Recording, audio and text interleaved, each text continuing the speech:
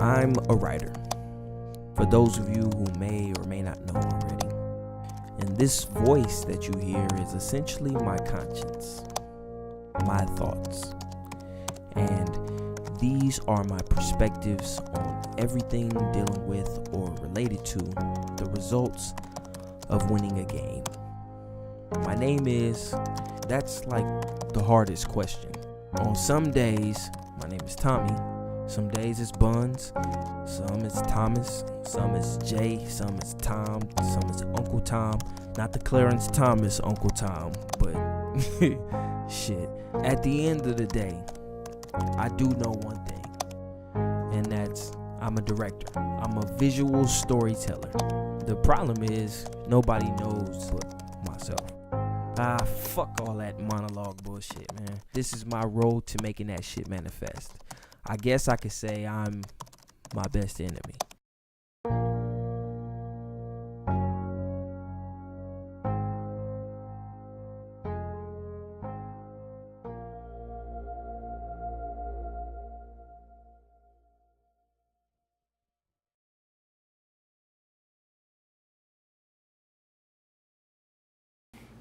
So it's day one, and we in full-fledged get it mode. Today, I taught my high school class. I teach a film and art class at Morningside High School. Then after that, went to a meeting at the Smile Studio. They need a tribute video produced. I got cousin Mike Towns coming through. We working on mixing and mastering the Street Rider project tonight. And at 4 o'clock, it's 3:50 now. I'm already running a little bit behind, as always. And I'm going to meet with the publisher of Inglewood Today newspaper. I'm a writer over there, and also I'm the executive producer of the TV department.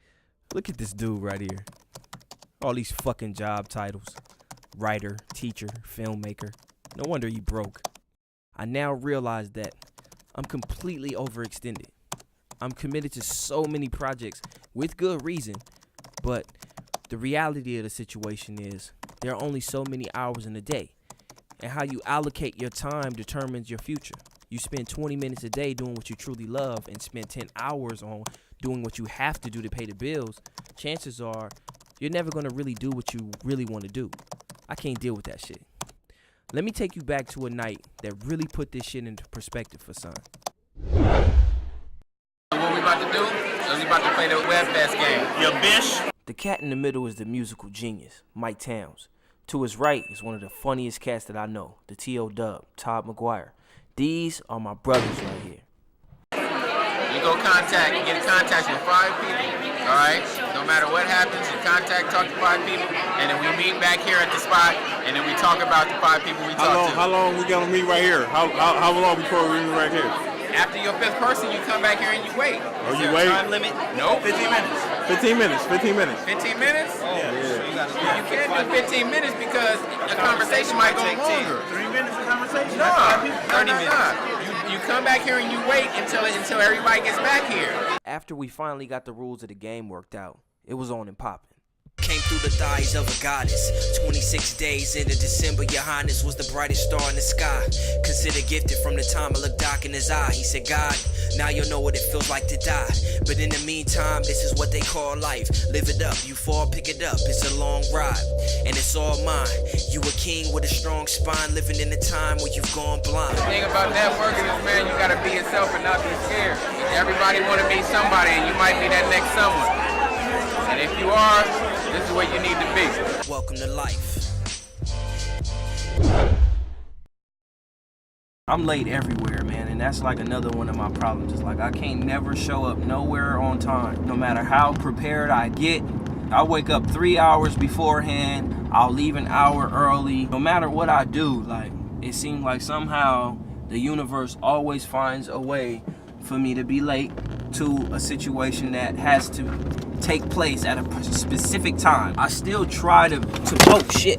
This is the part where I would advise not to try this at home.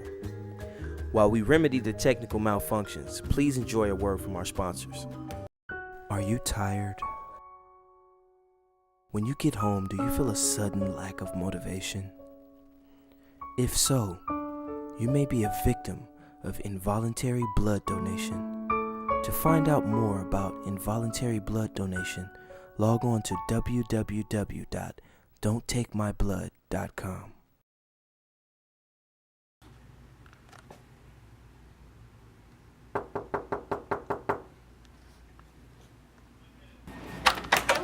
Hey man, how you doing? All right, how you Come on doing, in, man? bro. Got my camera with me today.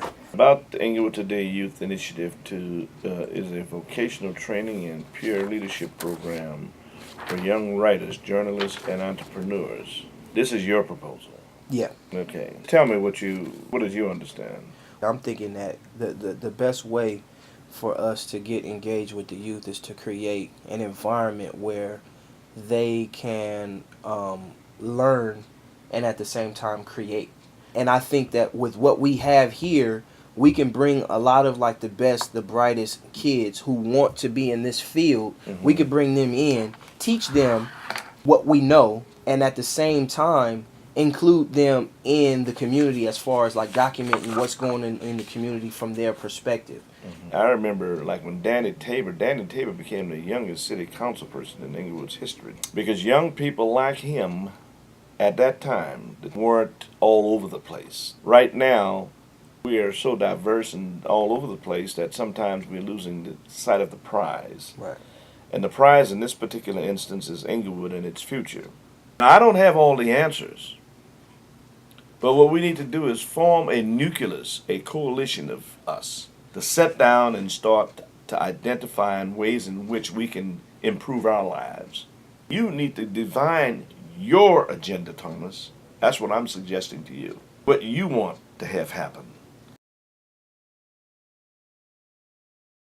So we back here at the temple and had a real interesting meeting with Willie Brown of Inglewood Today newspaper. Mike Towns is in there cooking up something fresh. And after that, we getting ready to get right into mixing the Street Writer project. We about to get it in, man. I can't wait for the success to unfold. All right, man.